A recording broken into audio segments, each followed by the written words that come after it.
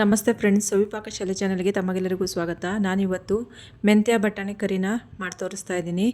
ಮೆಂತ್ಯ ಬಟಾಣಿ ಕರಿ ರೆಸಿಪಿನ ಯಾವ ರೀತಿ ಮಾಡೋದಂತ ನೋಡ್ಕೊಂಬರೋಣ ಬನ್ನಿ. ಗ್ಯಾಸ್ ಮೇಲೆ ಒಂದು ಬಾಣಲಿನ ಇಟ್ಕೊಂಡಿದ್ದೀನಿ. ಅದಕ್ಕೆ ಟೇಬಲ್ ಸ್ಪೂನ್ ಆಗುವಷ್ಟು ಕಡಲೆ ಬೀಜನ ಹಾಕ್ಕೊಂಡು ಚೆನ್ನಾಗಿ ಇದನ್ನು ಹುರ್ಕೊಳ್ಬೇಕು. ಡ್ರೈ ಆಗಿನೇ ಹುರ್ಕೊಬೇಕು, ಎಣ್ಣೆ ಹಾಕ್ಕೊಳಕ್ಕೆ ಹೋಗಬೇಡಿ. ಈಗ ಕಡಲೆ ಬೀಜ ಒಂದು ಸ್ವಲ್ಪ ಹುರ್ಕೊಂಡಿದೆ. ಇದಕ್ಕೆ 3-4 ಬ್ಯಾಡಗೆ ಮೆಣಸಿನ್ಕಾಯಿನ ಹಾಕ್ಕೊಂಡು ಹುರ್ಕೊಳ್ತಾ ಇದ್ದೀನಿ. ಈಗ ಹುರ್ಗಡ್ಲೆನ ಒಂದು 2 ಸ್ಪೂನ್ ಆಗುವಷ್ಟು ಹಾಕ್ಕೊಂಡು ಅದನ್ನು ಹುರ್ಕೊಳ್ತಾ ಇದ್ದೀನಿ. ಜಾಸ್ತಿ ಹೊತ್ತಂಕ ಹುರ್ಕೊಳಕ್ಕೆ ಹೋಗಬೇಡಿ, ಗ್ಯಾಸ್ ಅಷ್ಟೇ ಸಿಮ್ಮಲ್ಲಿ ಇಟ್ಕೊಂಡು ಹುರ್ಕೊಳ್ಬೇಕು. ಇವಾಗ 2 ಸ್ಪೂನ್ ಆಗುವಷ್ಟು ಬಿಳಿ ಎಳ್ಳನ್ನ ಹಾಕ್ಕೊಳ್ತಾ ಇದ್ದೀನಿ. ಹುರ್ಗಡ್ಲೆ ಮತ್ತು ಬಿಳಿ ಎಳ್ಳು ಹಾಕಿದ್ರ ಮೇಲೆ ಜಾಸ್ತಿ ಹೊತ್ತಂಕ ಫ್ರೈ ಮಾಡ್ಕೊಳಕ್ಕೆ ಹೋಗಬೇಡಿ. ಸಿಮ್ಮಲ್ಲಿ ಇಟ್ಕೊಂಡು ಒಂದು 2 ನಿಮಿಷ ಹುರ್ಕೊಂಡ್ರೆ ಸಾಕಾಗುತ್ತೆ. ಇಲ್ಲ ಅಂತ ಹೇಳಿದರೆ ಎರಡೂ ಕಪ್ಪಾಗಿ ಹೋಗುತ್ತೆ. ಇವಾಗ ನೋಡಿ ಆಗಿದೆ, ಇದು ತೆಗಿತಾ ಇದ್ದೀನಿ. ಇವಾಗ ಇದನ್ನು ತಣ್ಣಗೆ ಹಾಕೋಕ್ಕೆ ಬಿಟ್ಬಿಡಬೇಕು.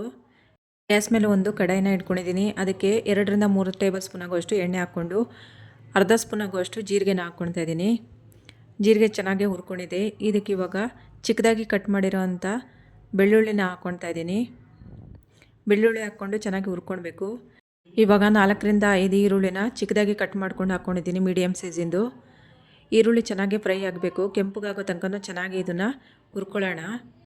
ಈರುಳ್ಳಿ ಒಂದು ಸ್ವಲ್ಪ ಕೆಂಪಗಾಗಿದೆ. ಇವಾಗ ಇದಕ್ಕೆ ಚಿಕ್ಕದಾಗಿ ಕಟ್ ಮಾಡಿರುವಂತಹ ಹಸಿಮೆಣ್ಸಿಕಾಯಿ ಒಂದು 2-3 ಹಾಕ್ಕೊಳ್ತಾ ಇದ್ದೀನಿ, ರೌಂಡಾಗಿ ಕಟ್ ಮಾಡಿಕೊಂಡು.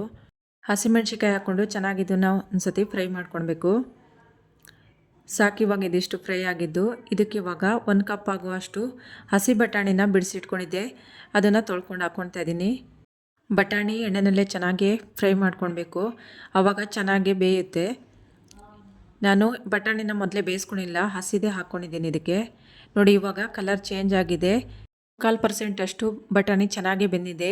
ಇದಕ್ಕೆ ಇವಾಗ 2 ಟೊಮೆಟೊ ಚಿಕ್ಕದಾಗಿ ಕಟ್ ಮಾಡ್ಕೊಂಡು ಹಾಕ್ಕೊಳ್ತಾ ಇದ್ದೀನಿ, ನಾಟಿ ಟೊಮೆಟೊ ಹಾಕಿ ಚೆನ್ನಾಗಿ ಇದನ್ನು ಫ್ರೈ ಮಾಡ್ಕೊಳ್ಬೇಕು. ಟೊಮೆಟೊ ಮೆತ್ತಗಾಗೋ ತನಕ ಚೆನ್ನಾಗಿ ಇದನ್ನು ಫ್ರೈ ಮಾಡ್ಕೊಳ್ಳೋಣ.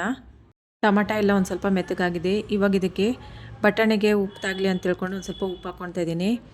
ಎಲ್ಲ ಮಸಾಲ ಪುಡಿಗಳನ್ನೆಲ್ಲ ಹಾಕ್ಕೊಳ್ತಾ ಇದ್ದೀನಿ. 1 ಸ್ಪೂನ್ ಆಗುವಷ್ಟು ಧನಿಯಾ ಪುಡಿ, 1/4 ಟೀ ಸ್ಪೂನ್ ಆಗುವಷ್ಟು ಅರಿಶಿನ ಪುಡಿ, 1.5 ಟೇಬಲ್ ಸ್ಪೂನ್ ಆಗುವಷ್ಟು ಅಚ್ಕಾರದ ಪುಡಿನ ಹಾಕ್ಕೊಂಡು ಚೆನ್ನಾಗಿ ಇದನ್ನು ಕಲಿಸ್ಕೊಳ್ಬೇಕು.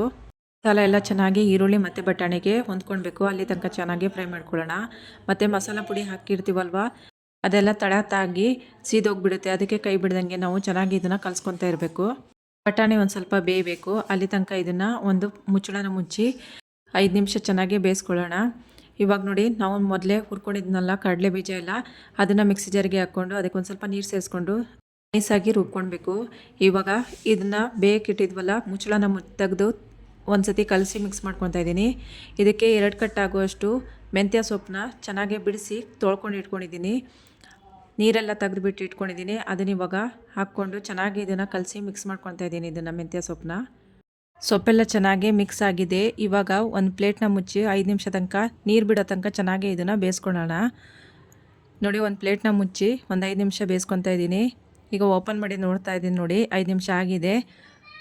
ಚೆನ್ನಾಗಿ ಒಂದು ಸತಿ ಮಿಕ್ಸ್ ಮಾಡ್ಕೊತಾ ಇದ್ದೀನಿ. ಬಟಾಣಿನೂ ಅಷ್ಟೇ ಚೆನ್ನಾಗಿ ಬೆಂದಿದೆ. ಸೊಪ್ಪೆಲ್ಲ ನೀರು ಬಿಟ್ಕೊಂಡು ಚೆನ್ನಾಗಿ ಸೊಪ್ಪು ಬಟಾಣಿ ಎಲ್ಲ ಬೆಂದಿದೆ.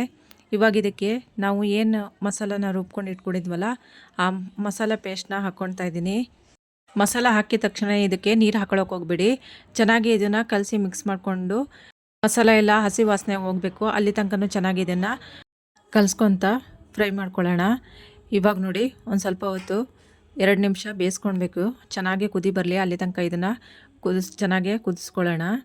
ಇವಾಗ ಚೆನ್ನಾಗಿ ಕುದಿ ಬರ್ತಾಯಿದೆ. ಇದಕ್ಕೆ ಇವಾಗ ಮಿಕ್ಸಿ ಜಾರ್ ತೊಳೆದಿದ್ದು ನೀರನ್ನ ಹಾಕ್ಕೊಳ್ತಾ ಇದ್ದೀನಿ. ಎಕ್ಸ್ಟ್ರಾ ನೀರು ಬೇಕಿದ್ರೆ ಒಂದು ಸ್ವಲ್ಪ ಹಾಕ್ಕೊಂಡು ಕಲಿಸ್ಕೊಂಡು ಕುದಿಸ್ಕೊಳ್ಳಿ. ಇದು ಮೆಂತ್ಯ ಕರಿ ಆಗಿರೋದ್ರಿಂದ ಒಂದು ಸ್ವಲ್ಪ ತೆಳುನೇ ಇರಬೇಕು, ಜಾಸ್ತಿ ದಪ್ಪನೇ ಇರಬಾರ್ದು, ಜಾಸ್ತಿ ತೆಳುನೂ ಇರಬಾರ್ದು, ಮೀಡಿಯಮ್ ಆಗಿದ್ದರೆ ಸಾಕಾಗುತ್ತೆ.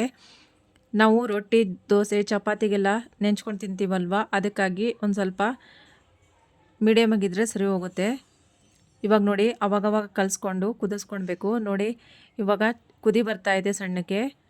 ಕಡಲೆ ಬೀಜ ಹುರ್ಗಡ್ಲೆ ಹಾಕಿರೋದ್ರಿಂದ ಮಸಾಲೆಗೆ ಬೇಗ ದಪ್ಪ ಆಗಿಬಿಡುತ್ತೆ ಮತ್ತು ತಳ ಹಿಡಿದ್ಬಿಡುತ್ತೆ. ಆವಾಗವಾಗ ಕಲಿಸ್ಕೊತ ಮಿಕ್ಸ್ ಮಾಡ್ಕೊತಾ ಇರಬೇಕು. ಇವಾಗ ಒಂದು ಪ್ಲೇಟ್ನ ಮುಚ್ಚಿ ಚೆನ್ನಾಗಿ ಇದನ್ನು ಕುದಿಸ್ಕೊಂಡಿದ್ದೀನಿ. ಚೆನ್ನಾಗಿ ಕುದಿ ಬಂದಿದೆ. ಇವಾಗ ಒಂದು ಸತಿ ಮಿಕ್ಸ್ ಮಾಡ್ಕೊತಾ ಇದ್ದೀನಿ. ಇವಾಗ ಸೊಪ್ಪು ಮತ್ತು ಬಟಾಣಿ ಚೆನ್ನಾಗಿ ಬೆಂದು ಪಲ್ಯ ರೆಡಿಯಾಗಿದೆ. ನೋಡಿ, ತೋರಿಸ್ತಾ ಇದ್ದೀನಿ. ಇಷ್ಟು ಬೆಂದರೆ ಸಾಕಾಗುತ್ತೆ. ಇವಾಗ ಮೆಂತ್ಯ ಬಟಾಣಿ ಕರಿ ರೆಡಿಯಾಗಿದೆ. ನೋಡಿದ್ರಲ್ವ ಫ್ರೆಂಡ್ಸ್, ಬಟಾಣಿ ಮತ್ತು ಮೆಂತ್ಯ ಕರಿನ ಯಾವ ರೀತಿ ಮಾಡೋದು ಅಂತ ಹೇಳ್ಕೊಂಡು ಇಷ್ಟ ಆದರೆ ನೀವು ನಿಮ್ಮ ಮನೇಲಿ ಒಂದ್ಸತಿ ಟ್ರೈ ಮಾಡಿ ನೋಡಿ ಫ್ರೆಂಡ್ಸ್.